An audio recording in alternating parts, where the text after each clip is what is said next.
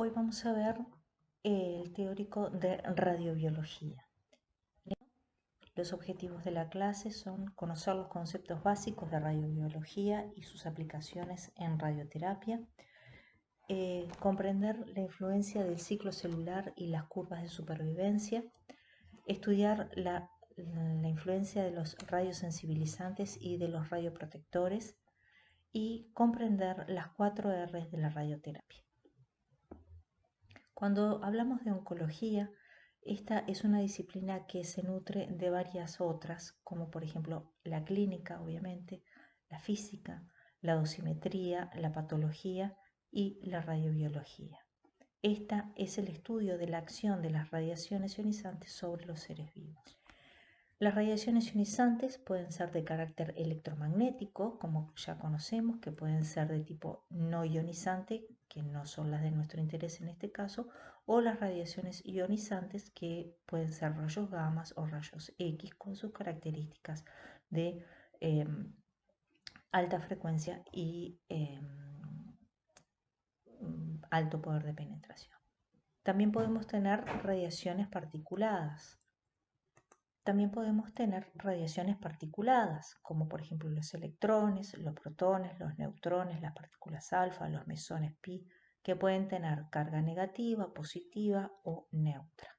Todas ellas son radiaciones ionizantes que pueden dañar nuestros tejidos. Cuando nosotros hablamos de daño, en particular vinculado con radiaciones ionizantes, vamos a hablar de absorción de dosis que la medimos en la unidad Gray, que equivale a Joule por kilogramo.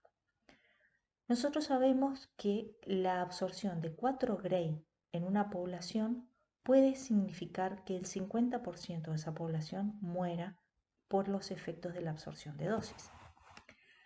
Sin embargo, si nosotros cambiamos las unidades de esos 4 Gray y asumimos que un individuo de 70 kilogramos absorbe esa energía y lo transformamos en Joule por kilogramo, esto equivaldría a que ese individuo recibe 67 calorías, algo tan bajo que lo supera una barrita energética. ¿Cómo es posible que una energía tan baja pueda matar el 50% de una población? Si nosotros hacemos otro ejemplo, mostrando que tomamos un sorbo de café que está a 60 grados y que nuestro organismo tiene que hacer modificaciones bioquímicas para que llegue a 37 grados y no a nuestro tracto gastrointestinal, esa diferencia de 23 grados implicaría que el consumo de un sorbo de 3 mililitros de café estaría relacionado con esas 67 calorías que nosotros estaríamos incorporando. Otro ejemplo, esas 67 calorías sería lo que necesitaría una persona para levantar a otra de 70 kilogramos 40 centímetros del piso. Entonces, ¿dónde radica el peligro para un tejido si estas acciones tan cotidianas son de una cantidad de energía despreciable? El peligro radica en la absorción de la energía en las distintas células.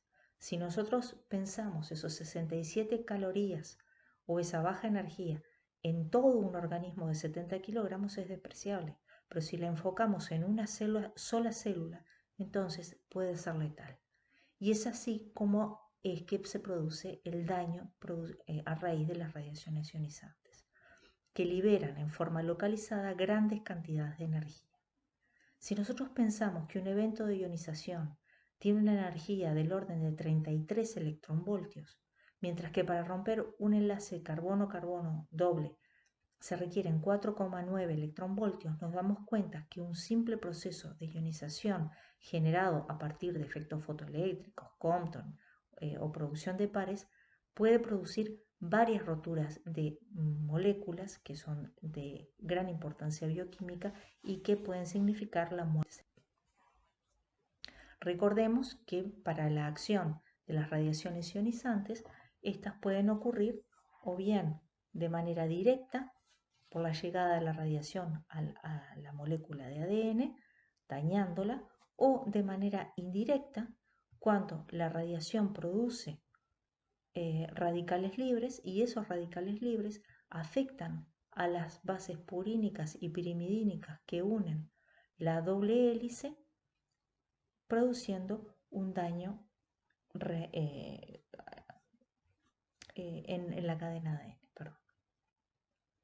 Nosotros podemos tener radicales acuosos primarios, que son estos que vemos aquí, pero también a más largo plazo se pueden producir radicales orgánicos, que son de mayor larga vida en el organismo y que pueden permanecer haciendo daño durante más tiempo.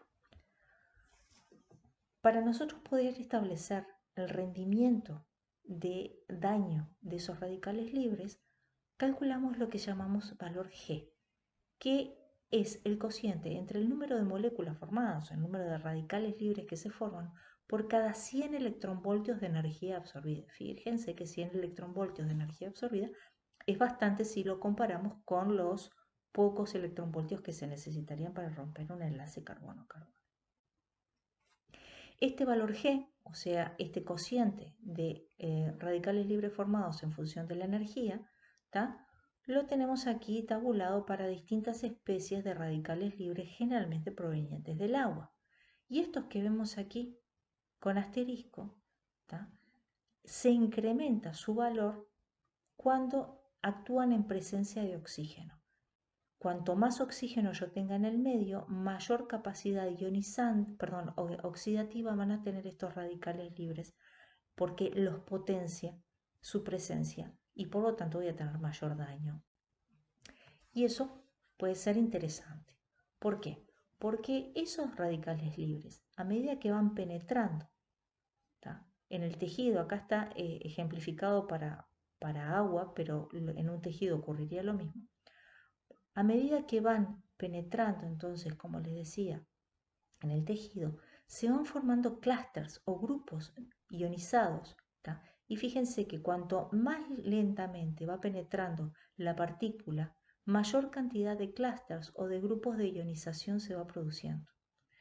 Entonces, si yo tengo muchas ionizaciones, voy a producir muchas alteraciones en las moléculas que tengo adentro de mi célula. Hay moléculas que están muy repetidas, moléculas biológicas que si una se afecta, siempre va a haber otra para sustituirla, para recambiarla y que el ciclo bioquímico siga adelante. Eso se llama el recambio de moléculas sanas o el turnover. Y entonces, si yo tengo esos clústeres, como hay muchas de esas moléculas, no voy a producir mayor daño. Pero en el caso del ADN, es una estructura muy grande, donde es fácilmente alcanzable por esos clústeres, esos grupos de ionización, pero además solo tiene 2 copias de sí mismo. Entonces va a tener poca capacidad de recuperarse y entonces se transforma, además de ser un blanco fácil, en un centro donde se puede afectar a toda la cascada de las siguientes generaciones celulares. Por lo tanto, el daño en el ADN va a tener consecuencias que son a menudo letales para... Esto depende de la transferencia lineal de energía, porque cuanto más pueda penetrar una radiación en un medio, o sea, mayor poder de penetración, va a tener menor transferencia lineal de energía. Y la transferencia lineal de energía, recordemos que era la cantidad de energía depositada por unidad de trayectoria dentro de un medio. Nosotros podíamos tener, como recuerdan de otras clases, partículas alfa que tienen gran masa y gran poder y bajo poder de penetración, y entonces en ese poco espacio van a tener una capacidad de ionización específica, o sea, la capacidad de formar gran número de pares de iones por unidad de trayectoria. Mientras que las beta, que tienen menos masa y tienen una trayectoria que es, un recorrido que es más aleatorio, como que rebotan, van, vienen, para atravesar ese alcance, van a producir menos ionización porque tienen menos masa y menos carga, del orden de unas pocas decenas de clústeres en ese espacio. ¿Tá?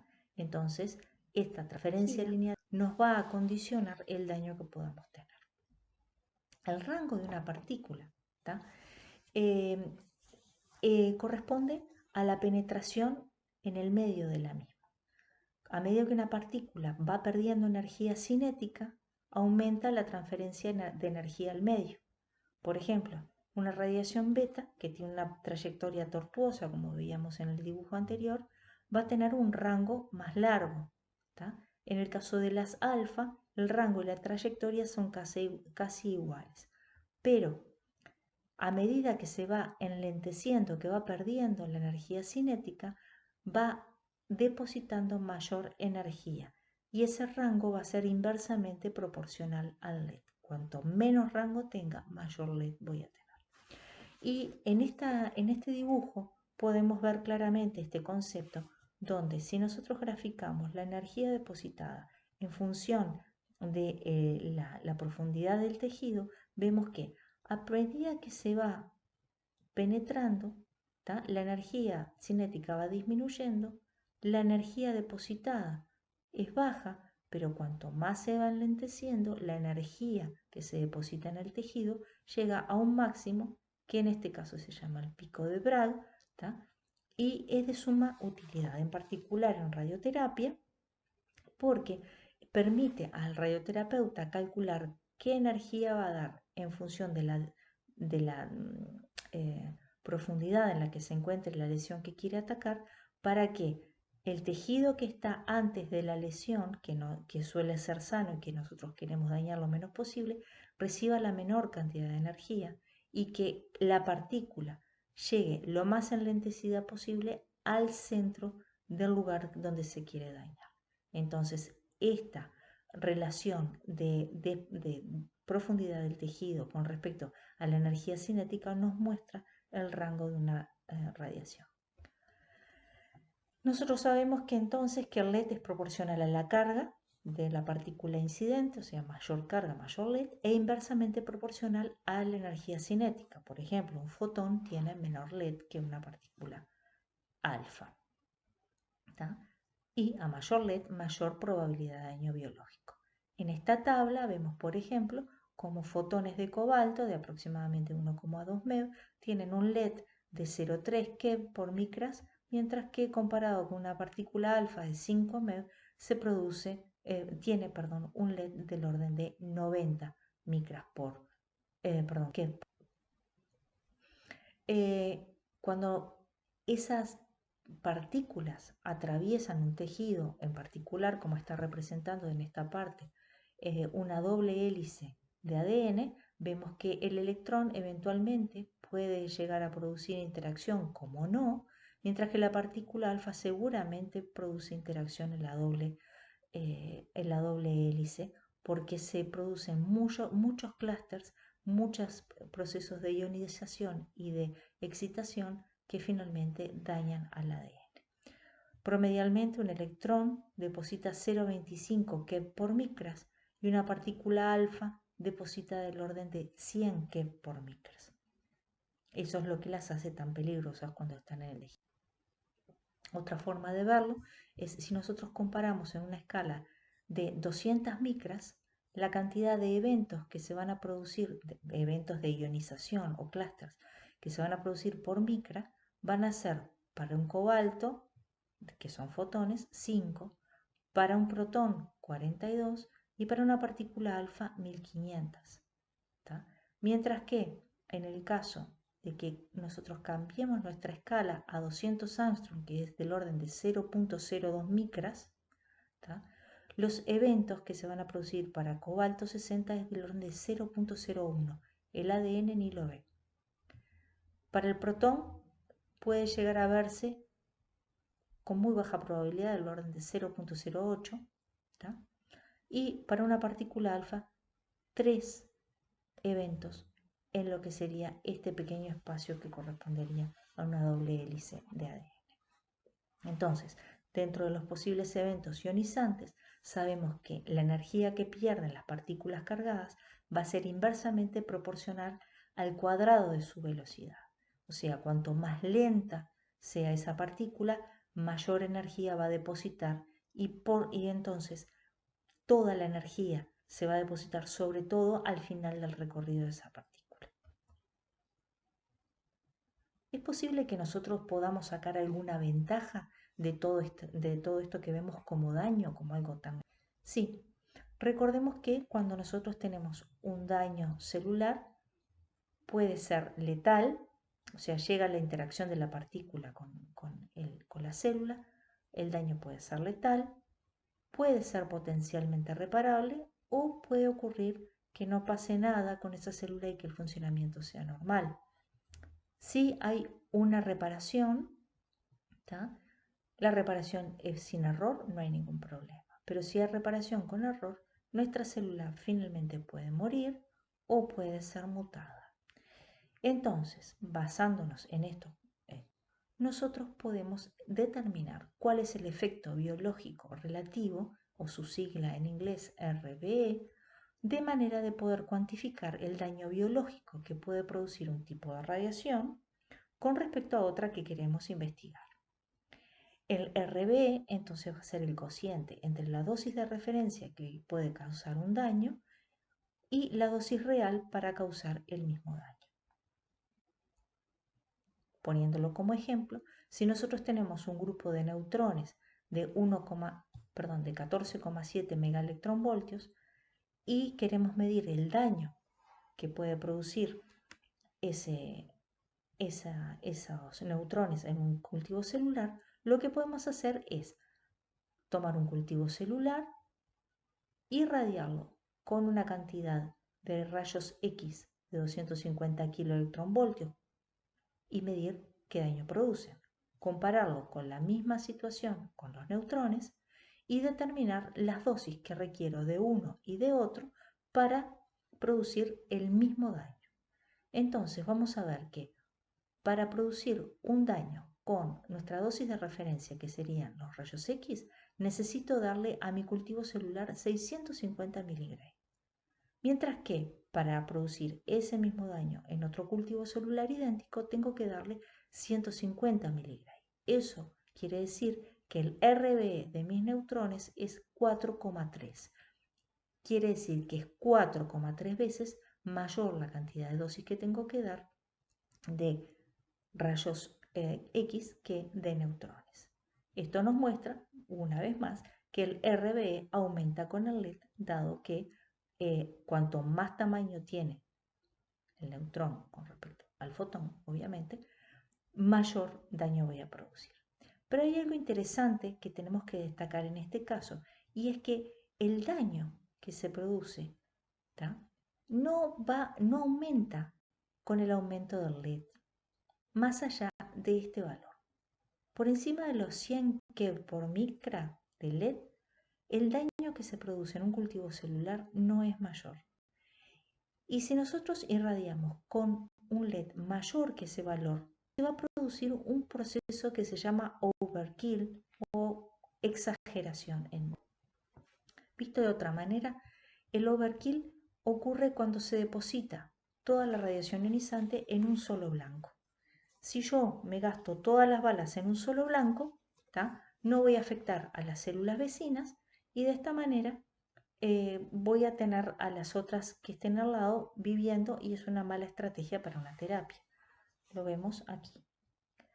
Si yo tengo un LED bajo, no voy a estar matando la cantidad de células que quisiera porque no alcanzo a todas las que están involucradas. Si yo tengo un LED óptimo, voy a tener una muerte de todas las células que yo quiero matar con la cantidad de energía adecuada.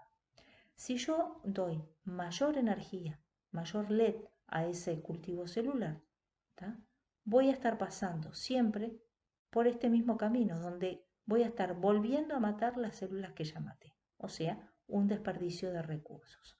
En el caso óptimo, un solo pasaje de radiación a través de la célula sería suficiente para matarla. Si yo tengo un exceso, puede causar daños en tejidos circundantes y potencialmente puede dejar de matar células malignas que no llegaron a recibir la radiación. Si nosotros este mismo concepto lo vemos como un cuentito, ¿tá? Sería una situación un poco bizarra como vemos aquí. Imaginen que tenemos a dos individuos que están atascados en un lugar donde hay arenas movedizas, ¿tá? No pueden salir. Y están siendo perseguidos por su enemigo que les está disparando flechas envenenadas. Pero este enemigo a su vez está siendo perseguido por un felino que lo quiere atrapar. Entonces el enemigo corre muy rápido y va tirando flechas que eventualmente pueden llegar a lastimar a las personas que están en este lugar de arenas movedizas. Si nosotros consideramos que para morir necesitan recibir 2 flechas envenenadas, en principio estarían heridos pero no muertos. Entonces, esto se llamaría una situación de bajo LED. Podría llegar a suceder que del otro lado de ese pantano estuviera otro enemigo también tirando flechas y, o casualidad, le diera las 2 flechas envenenadas a uno de los individuos, nuestras células, y lo matara. Pero esto es poco probable.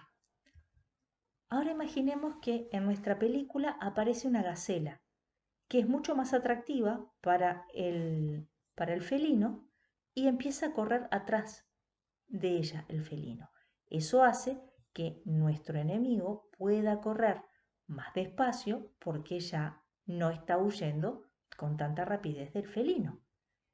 Eso hace que nuestro enemigo tire balas más lentas. Y dale con las balas, perdón. Tire flechas envenenadas más lentas, pero con más probabilidad de llegar a las 2 flechas que necesito para matar a los enemigos que tengo en el pantano. Esta sería una situación de óptimo LED, donde le da a cada uno la dosis que necesita para eliminarlos. Ahora supongamos que nuestro felino atrapó a la gacela, la cazó y está muy entretenido con su almuerzo. Entonces, el enemigo está totalmente detenido y puede tirarle toda la cantidad de flechas que quiera a los individuos que están ahí atascados porque nadie lo está corriendo. Los individuos ya estaban muertos porque ya habían recibido sus 2 flechas y entonces va a estar malgastando flechas envenenadas sobre alguien a quien ya no puede seguir matando. Esta es la situación indeseada de overkill, un mal gasto de energía en algo que ya no va a rentarme. Lo podemos ver, ¿tá?, en esta gráfica o en esta también, donde vemos que cuanto menor LED, mayor dosis voy a tener que dar. Si nosotros vemos esta primera parte, ¿tá?, fotones, equivalente aquí, vamos a ver que necesitamos una dosis muy grande para poder matar.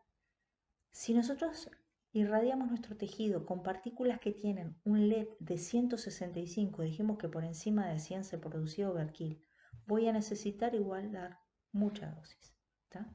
Mientras que si yo tengo partículas que andan cerca de los 100 keV por micra, voy a tener la situación más óptima de muerte del tejido, por lo que hablábamos hace unos minutos. Entonces, si nosotros vamos a trabajar sacando provecho de el LED óptimo, evitando el overkill en una radioterapia, vamos a intentar darle la mejor dosis al paciente con la menor cantidad de flechas, digamos.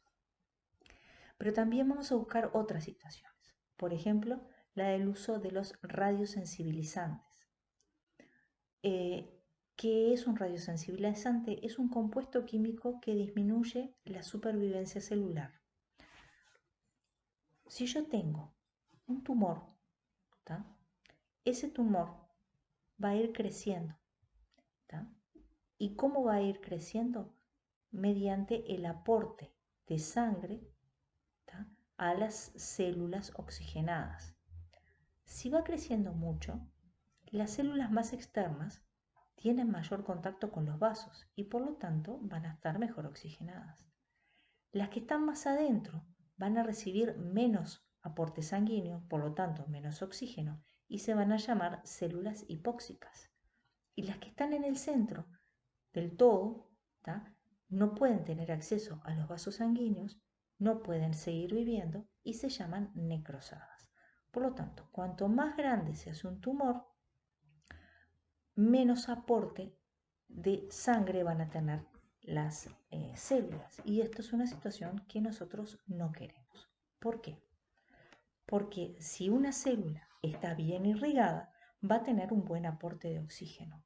Y habíamos dicho que el oxígeno era un agente que producía mayor incremento de la acción oxidante de los radicales libres. En particular, porque la presencia de oxígeno puede favorecer la formación de radicales libres orgánicos que tienen una mayor vida media, o sea, circulan más tiempo dentro del organismo, ¿tá? En particular generando radicales con la terminación hidroxilo, y esas moléculas hacen que se produzca mayor daño celular. Entonces, cuanto más oxigenado yo tenga un tumor, más radiosensibilizado va a estar y mejor respuesta voy a tener a una radioterapia. Si yo tengo una baja cantidad de oxígeno, ¿tá? Voy a necesitar dar más dosis, como vemos aquí, para producir el mismo daño. La relación de mejora de oxígeno, o su sigla en inglés OER, es el cociente entre la dosis de radiación que tengo que dar para que ocurra un efecto biológico en ausencia de oxígeno, dividido la dosis de radiación requerida para tener el mismo efecto biológico en presencia de oxígeno. Era lo que veíamos acá. Si el tejido es hipóxico, o sea, tiene poco oxígeno, va a requerir 2,8 veces, en este ejemplo, más dosis que si el tejido está óxico. Entonces, en terapia es importante, en aquellos tumores que crecen rápidamente, limitar rápidamente el proceso de hipoxia de ese tejido, porque me va a complicar la terapia, va a ser resistente a radioterapia. Aquí es un poco lo mismo de lo que habíamos conversado, pero visto en otra gráfica. Imagínense que nosotros tenemos la fracción de supervivencia en función de la dosis, y vemos que si nuestro tejido está 100% oxigenado, voy a necesitar esta dosis. Pero a medida que van aumentando el porcentaje de hipoxia de mi tejido, ¿tá? Hasta llegar a una anoxia total, ¿tá? Voy a necesitar cada vez más dosis para obtener el mismo resultado, y eso es algo indeseado, ¿tá? Cuanto menor sea entonces el valor de oxigenación tisular, mayor dosis voy a tener que entregar esa terapia. ¿Cómo puedo yo afectar la oxigenación celular? Bueno, para empezar, tengo que medirla. Una de las formas que puedo aplicar es establecer el nivel de hipoxia de ese tumor mediante medidas de vascularización del mismo. Estas medidas de vascularización se pueden hacer, por ejemplo, mediante imágenes, ya sea tomografía computada o resonancia, que permiten al especialista visualizar cuán vascularizado está ese tumor y, por lo tanto, indicarle al médico tratante qué pasos tiene que seguir. También hay formas de medir la saturación de hemoglobina oxígeno y, por lo tanto, tener una idea de la situación de ese paciente, de acuerdo a la posibilidad de hacerle llegar oxígeno a las células tumorales. Otra posibilidad es hacer una medida metabólica del tumor, ya que la medida metabólica de los tumores, generalmente marcadores tumorales, cambian con el estado de hipoxia de esos tumores. Otra posibilidad, que es un poco invasiva, es tomar muestras de ADN de esos tumores y medir si las células son afectadas en su ADN. Si las células son hipóxicas, va a haber un menor daño del ADN, justamente porque hay menor afectación por los radicales libres que si están en situación de oxia. También hay marcadores de hipoxia que son nitroaromáticos, se pueden hacer por estudios sanguíneos y también midiendo la presión parcial de oxígeno en el tumor. Esta técnica también es bastante invasiva, ¿tá? Y se hace introduciendo sondas para medir la presión parcial de oxígeno. Generalmente se usa para tumores de cuello de útero o de cervix. Entonces, si la hipoxia tiene un impacto que nosotros no queremos, detrimental en el resultado de la terapia, ¿qué podemos hacer para minimizar ese impacto?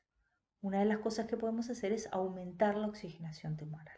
Y esa oxigenación la podemos lograr, por ejemplo, mediante el uso de cámaras hiperbáricas.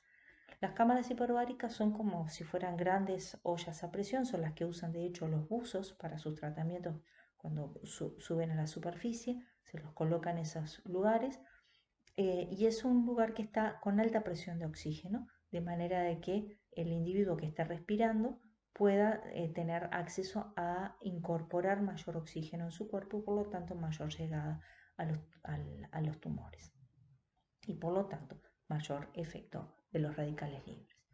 También se pueden usar agentes radiosensibilizantes, administrarle drogas radiosensibilizantes a los pacientes con el mismo fin. Otras cosas que se hace también es hacer un pretratamiento con hemoglobina concentrada para facilitar la llegada de sangre oxigenada al centro. Pero por otro lado, nosotros podemos llegar a querer proteger a nuestro paciente, ¿tá? Y podemos usar un radioprotector, que va a ser un compuesto que aumenta la supervivencia celular. Ese es el radioprotector. Hasta ahora dijimos que el oxígeno era un gran agente radiosensibilizante, que nos interesaba tenerlo en el medio, ¿tá? Pero también existen, por naturaleza, en nuestro cuerpo, agentes que actúan como radioprotectores. ¿Por qué? Para protegernos de la presencia de radicales libres que pueden surgir no solo por una radioterapia, sino por la vida misma, el envejecimiento, el consumo de ciertos compuestos, alimentos, alcohol, en fin. Y entonces podemos tener acceso a radioprotectores que sean los naturales de nuestro cuerpo, que son los agentes antioxidantes, como la vitamina C, la vitamina E, o compuestos sintéticos. Estos se caracterizan en general por ser donadores de hidrógeno, ¿tá? Que, por ejemplo, la cisteína que vemos aquí, que lo que hacen es competir con el oxígeno por los radicales libres, ¿tá? Y neutralizan a los mismos, favoreciendo la reparación celular. Estos compuestos que tienen los grupos sulfidrilos suelen ser tóxicos, ¿tá? Pero lo que se hace es administrarlos bajo la forma de prodrogas, ¿tá? Y en el organismo, una vez que están en el torrente circulatorio, se degradan cuando liberan sulfidrilo. Uno de los radioprotectores más utilizados y más antiguos es el amifostine, que vemos la molécula aquí. Se desarrolló particularmente para las tripulaciones de las misiones Apolo, porque ustedes saben que los eh, eh, astronautas cuando salen de la atmósfera terrestre quedan muy expuestos a los rayos cósmicos y para protegerlos de esos daños se les administra este radioprotector. Aquí vemos el grupo fosfato del que hablábamos recién, está unido al azufre. Dentro del organismo las enzimas rompen este enlace y queda el grupo sulfidrilo liberado para capturar esos radicales libres que pueden generarse no solo por radioterapia, sino también por quimioterapia o la tripulación de eso. Entonces, cuando nosotros hacemos radioterapia a una persona, lo que buscamos es, por un lado, esto que tenemos aquí en rojo, entregar la mayor dosis que se necesita para matar a esas células malignas. Y, por otro lado, la zona que tenemos aquí en verde, producir el menor daño estructural a los tejidos sanos. ¿tá? En este balance de control tumoral máximo y daño colateral, ¿tá? Nosotros tenemos distintos tipos de radioterapia que se van a aplicar según el tipo de tumor o de disponibilidad que se tenga. La más conocida es la radioterapia externa, ¿tá? Que se administra en pacientes ambulatorios. El individuo va al centro de radioterapia y para tratarse todos estos tipos de cánceres, el más extendido, el más popular, y también se puede utilizar como terapia para reducir el dolor, sobre todo en pacientes que tienen metástasis, mejorarles la calidad de vida cuando ya no se puede curar. Lo que se hace es colocar al paciente en un lugar y mediante rayos láser posicionar el lugar donde está la lesión que se quiere atacar y dirigir los haces del acelerador lineal para que se deposite energía en la profundidad necesaria con el menor daño a los tejidos sanos. Hay otros aceleradores lineales más dedicados, como por ejemplo en este caso, que están enfocados al tejido en forma más específica, ¿tá? Pero esta es la radioterapia externa tradicional. También pueden haber otro tipo de radioterapias como la interna, también llamada braquiterapia, donde lo que se hace es trabajar con fuentes selladas, ¿tá? Que se colocan mediante un portador, ¿tá? Un aparatito que lo que hace es permiten colocar en el tumor o en la región cercana, ¿tá? Pequeñas fuentes selladas. Fíjense, acá tenemos una foto del tamaño que tiene esta fuente comparadas con la yema de un dedo. Se colocan muchas, en general de iridio 192, y entonces este deposita la energía allí y mata las células malignas que queremos eliminar. Otra forma, por ejemplo, también aquí en radioterapia intersticial, que se coloca con estos dispositivos en gran cantidad, sobre todo para tratar tumores de próstata, de cuello de útero, de ovarios. ¿Tá? Es un procedimiento bastante doloroso, pero bastante efectivo. ¿Tá? Y otro tipo de radioterapia sería la radioterapia sistémica, donde lo que se hace es unir un radionucleido con fuentes abiertas, se le administran al paciente ya sea por vía oral o por vía sistémica, por inyección, y ese radionucleido está unido a moléculas que tienen afinidad por un tejido en particular y quedan depositadas en el lugar entregando toda la energía.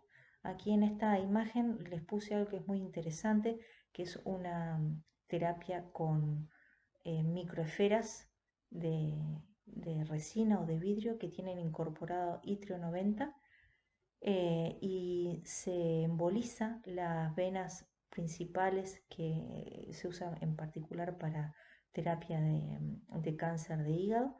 Entonces se emboliza depositando esas microesferas en los lugares donde están las células cancerígenas y como son muy grandes quedan ahí retenidas, no pueden salir y entregan toda la energía matando a las células tumorales. Y aquí en esta imagen que vemos abajo vemos la evolución, es un estudio de PET-CT donde podemos ver en color claro la captación que hay del radiofármaco para hacer el seguimiento. Cuanto más claro es, mayor captación, por lo tanto mayor cantidad de células tumorales, y a medida que fue avanzando el tratamiento vemos que estos colores claros se van haciendo cada vez más oscuros, más fríos, por lo tanto hay menor captación del radiofármaco de diagnóstico, lo que significa que el paciente se ha ido recuperando y tiene menor cantidad de células malignas. Esta es una técnica muy interesante, no está disponible en nuestro país, sí en la Argentina, y ha sido bastante efectiva.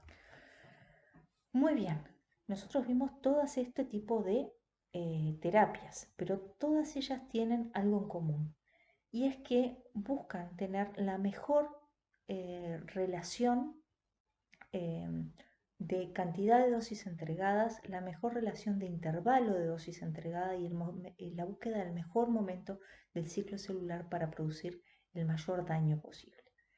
Nosotros tenemos aquí un ciclo celular donde vemos que hay una parte que se llama G1, donde la célula no tiene actividad de división, pero si pasa a la fase 2 empieza a generar la nucleación de nuevos centríolos, ¿tá? Después sí ya se pasa a una fase G2 y una fase M que son mucho más activas, ¿tá? Y si nosotros graficamos la fracción de supervivencia celular en función de la dosis y vemos cómo responde esta a las distintas fases del ciclo celular, vemos que las fases M y G2 son las más radiosensibles. Si nosotros podemos agarrar a nuestras células tumorales en estas fases, vamos a necesitar mucha menos dosis para matarla que si la agarramos en la fase G1 o en la fase S. ¿Tá? Esto nos va a llevar de la mano a cómo planificar nuestra estrategia para hacer la radioterapia más eficiente a nuestro paciente, ya sea radioterapia tradicional, ya sea braquiterapia o ya sea radioterapia sistémica. En este caso, lo que se va a buscar es mejorar la relación de estas cuatro fases, la de reparación, la de redistribución, repoblación y reoxigenación. ¿Quién es quién? La reparación es algo que se da naturalmente cuando hay un daño celular por mecanismos intrínsecos. Si nosotros nos lastimamos un dedo, nos cortamos, a los pocos días nuestro cuerpo naturalmente tendió a recuperar esos tejidos y a repararlos, ¿tá? Y empieza, en el caso de una radioterapia, pocas horas después de la irradiación. Nosotros a ese individuo que le estamos tratando lo irradiamos, pero después que se va, las células vuelven a empezar a repararse, ¿tá? Esto es algo que nosotros quisiéramos que fuera lo menos posible, pero que forma parte de la estrategia. Después que empieza a producirse la reparación, algunas células en la primera fase de la radioterapia murieron. ¿Por qué? Porque podían estar en esta fase que dijimos que eran las más radiosensibles, la M y la G2. Pero las otras que estaban en fases menos radiosensibles siguieron avanzando en su ciclo celular, ¿tá? Y se van redistribuyendo. Estas murieron, ¿tá? Y las otras fueron avanzando. Entonces, la repoblación, la redistribución celular, ¿tá? Se produce y va afectando lo que es la repoblación de las nuevas células que van a venir. De manera de que en las distintas terapias posteriores se va logrando una sincronización de la población tratando de que todas estén en la fase más sensible, ¿tá? Entonces, en la fase M, que ocurren arreglos cromosómicos, dijimos que iba a ser iba a haber mayor daño y ya no se iba a poder dividir la célula, mientras que en la fase S, el ADN se replica y es más fácil la reparación del mismo, por lo tanto va a ser más radioresistente. Las células que sobrevivieron, que se encontraban en una fase resistente del ciclo celular, en las próximas horas van a seguir avanzando y van a llegar a una fase sensible. Entonces, lo que nos conviene hacer como estrategia de terapia es fraccionar las dosis. Cuanto más fraccionemos las dosis, más células vamos a agarrar en las fases radiosensibles. O sea que el grupo de células que voy teniendo se va sincronizando. Hay un rearreglo y una sincronización antes de la reunión. Entonces, nuestras células malignas fueron muriendo porque las fuimos atacando en distintas, en sucesivos terapias, ¿tá? Las fuimos sincronizando a medida que se fueron repoblando, ¿tá? Y esas células que fueron muriendo fueron dejando lugar para que las que quedaban tuvieran mayor aporte sanguíneo y por lo tanto mejor oxigenación y por lo tanto fueran más radiosensibles.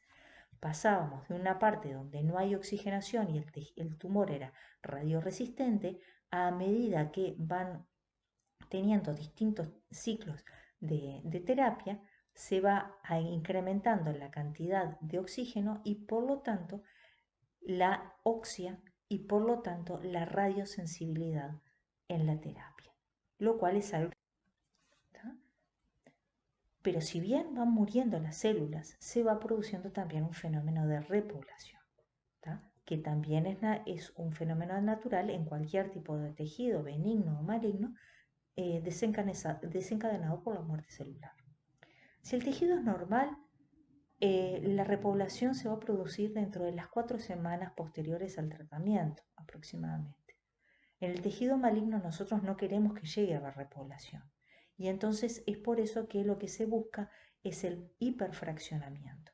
Cuantas más fracciones demos nosotras de dosis, menos oportunidad va a tener ese tejido maligno de reproducirse y lo vamos a agarrar sincronizado en las fases más sensibles. Por eso no se da una sola radioterapia de dosis muy fuerte, se da pocas, eh, muchas con poca dosis para que sean más. ¿tá? Esto nos lleva de la mano a lo que es las 5 R de la radioterapia. Hasta ahora habíamos hablado de las 4, reparación, redistribución, repoblación y reoxigenación. Pero la última que estamos incorporando y que se habla últimamente en, en, en, en el mundo de la radioterapia es la de la radiosensibilidad. Tenemos presente que la radiosensibilidad tiene que ver con la característica genética intrínseca de cada tumor, dada por su estirpe celular. Es decir, hay células radiosensibles, como por ejemplo las epiteliales, las células madre, las de origen hematológico, que pueden producir tumores que son más radiosensibles porque así lo marca su genética. Pero pueden haber otros tumores producidos por células radioresistentes, como los miocitos, las neuronas, el melanoma o los sarcomas. Entonces, esto va a condicionar toda la estrategia de terapia, porque yo puedo tener el mejor fraccionamiento, la mejor radiosensibilidad, pero también voy a estar condicionado por las células redes. Entonces, recordemos que de las 5 R, 2 de ellas provocan un efecto de radioresistencia en una segunda dosis de irradiación, que es la reparación y la repoblación, cosas que nosotros queremos disminuir a la menor medida posible. Y 2 de ellas aumentan la radiosensibilidad, que son la redistribución y la reoxigenación, que las queremos aumentar lo más posible. Pero la que nos va a condicionar todo el tratamiento va a ser la radiosensibilidad global, que depende del origen genético de las células que nosotros estemos trabajando. Muchas gracias y por ahora es todo.